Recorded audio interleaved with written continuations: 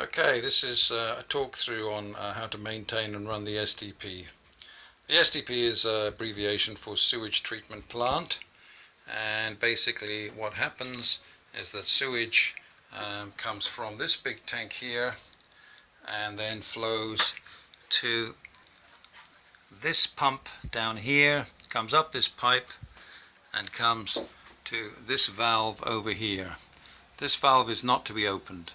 And then the sewage comes up this plastic pipe and goes round this bend and then is injected into the mixing valve, which can be adjusted according to the mixture. It then flows along this pipe and then goes into the saltwater pump where it's mixed with salt water.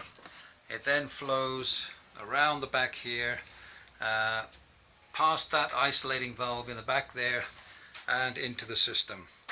And it comes in at this end down here, and there is a way to disconnect it down there, and then there is another end down here where you can shut off this valve, and then you can disconnect this thing here, which enables you to take out the electrocution chamber, which kills the bacteria in the sewage.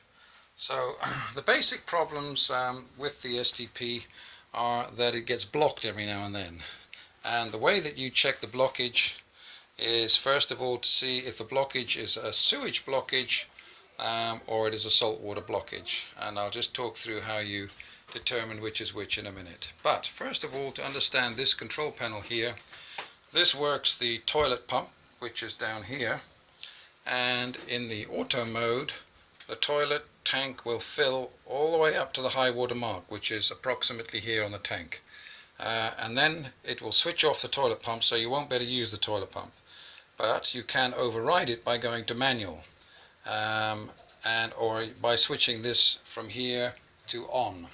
That overrides the off and you can continue using the toilet, but beware, the overflow is into the top of this shower tray here, so you do not want to let it go above the high water mark. When it's on the high water mark, you must pump it out, but best of all is to pump it out regularly on the low water mark, because that, if there is a problem with the system, it still gives you a couple of days to fill up the tank before it becomes critical. So I'll just talk through the actual on, off and running procedure and cleaning procedure. First of all, the on-off switch. The STP is turned on in this switch here, and those two go up, and that turns the power on, and then the water is turned on in this cupboard down here. So, oops, there's not much light in here. Try and give you some more light. Here you've got this valve which turns on the water, and the other valve over there which turns on the water. So there's two valves in here that turn on the water. There's also a strainer here you could check if you're having a problem with the salt water. So that's the inlet side.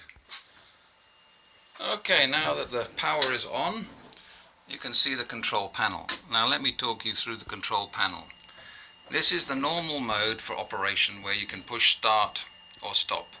If you have an alarm system flashing, then you go to manual control and you go to alarm and you click on reset alarm and reset alarm. So you push those two buttons and that resets the system.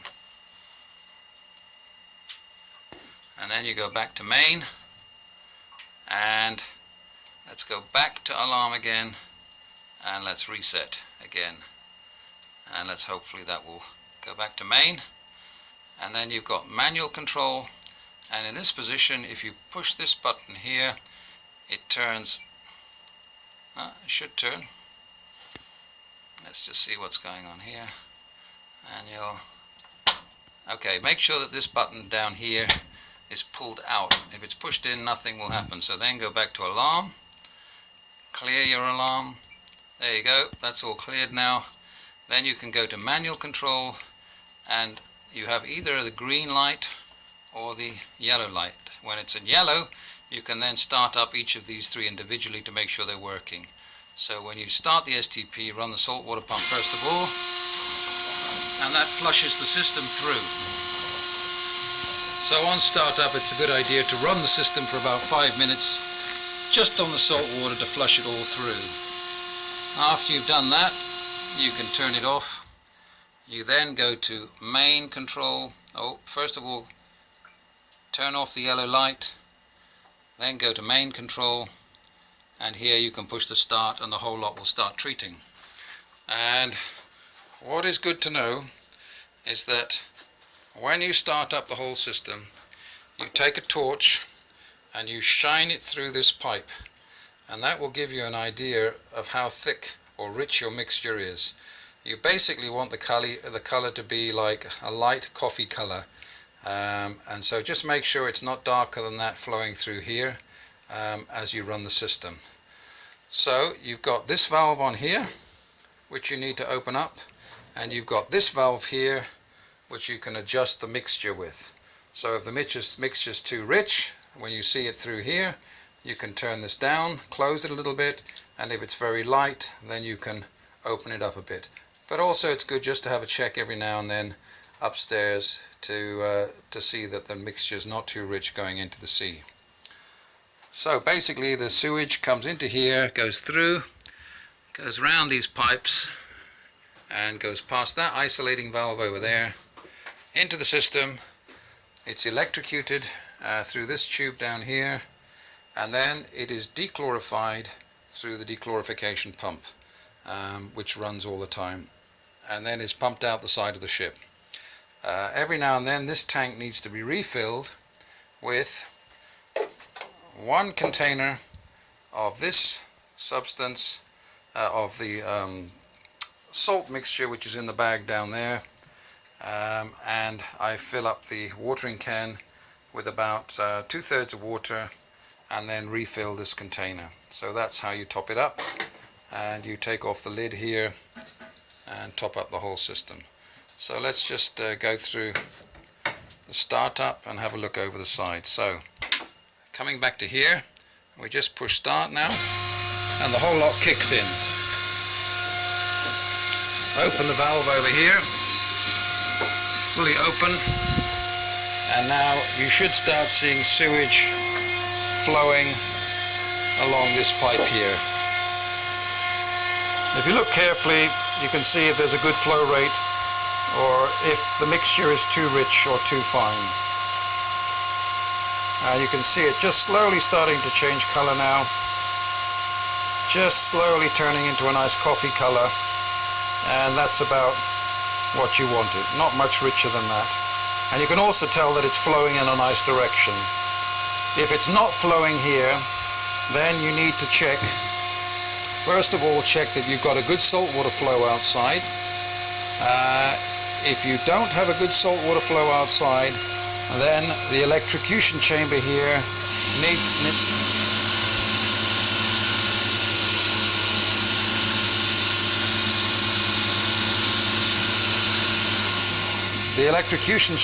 needs to be dismantled and cleaned, and most often the blockage is in the middle or end section, but you can flush it through with a hose pipe. Alternatively, if you've got good saltwater flow but not good sewage flow, then it's a good idea to open this valve up a little bit more, let the sewage flow through, and then close it back down again. So if your saltwater is good, your sewage is not, then the blockage is going to be either there or here. If your saltwater is not good, this means you need to dismantle this tube down here. Okay, I'm just over the side here, just giving you a demo of the flow rate. This is the mixture. It's mixing well. Initially it can be quite dark because the sewage settles at the bottom of the tank, but later on it becomes a slightly lighter color. Just check the flow rate with a torch through the pipe every now and then. Okay, now let's go through the mixing instructions. So, 1 canister of this filled with salt from here, and 1 watering can is the correct mix. Today I have half a tank full, So I'm going to fill half of this with water, half of this with salt, and half of that with water. Now, the other thing to know is the mixing stick is here, tucked in the back here. This is the mixing stick. So I'll just show you what I do with that in a minute.